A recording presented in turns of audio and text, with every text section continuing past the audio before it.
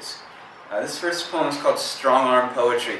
I don't want to get into the details, but it would be like kind of my musing about what would happen if a poet robbed a bank.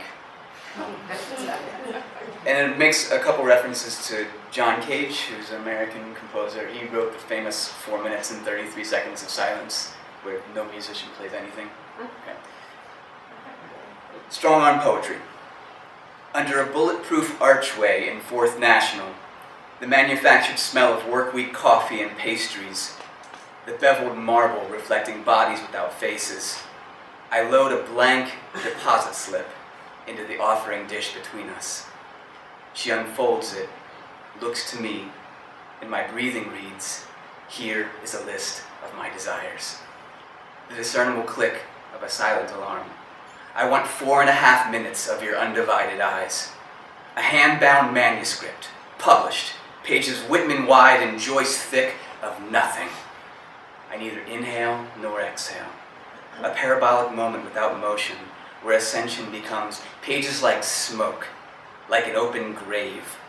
I want someone with a wizened beard and a voice like James Earl Jones or Stanley Plumley to praise my empty space, to call it an opus of loss. I want it shelved under poetry, not tossed by some pseudo-aesthetic prick next to the blank journals and calligraphy nibs. A line not forming, and I'm not moving, not signing. A woman in a Sunday hat on a Saturday, gunshot eyes into the base of my brain. I want a helicopter, and helicopter lessons. I want a modest auditorium thick with professors and meth addicts, in front of whom I lean against a lectern and align my breathing with the loudest second hand. 432. 433 threads taut between you and I. Under the plexiglass archway, she returns the slip, still wordless, along the curve of the stainless steel palm. Says with her eyes, neither exhale nor inhale. What room you give your words to breathe. The second one's in the journal somewhere.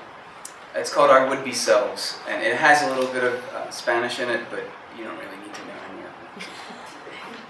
Our Would-Be Selves. Michael took an interest in Latinas and lockpicking. We agreed to learn them in the city fringe dusk. Anochecida, crepúsculo, words like glass marbles, umbrella lights and wrought iron. A plaza lilting with street sound and saxophone. We spoke like thieves or lovers. Eres la desembocadura, he said, in the half-light cafe soundtrack, aligning the spring pins to a dark set of eyes, which meant more than beautiful. It meant the beginning of an ocean. She laughed like rain, said poetos to her friend beside her. Our names are Maria, they said in English, and accompanied us to the wet streets. Michael spoke of La Luna like she was someone he knew. The moon in her cobblestone pathway to the overlook gate. The jardín we told them was ours. Una verja cerrada, a pick and torque wrench padlock.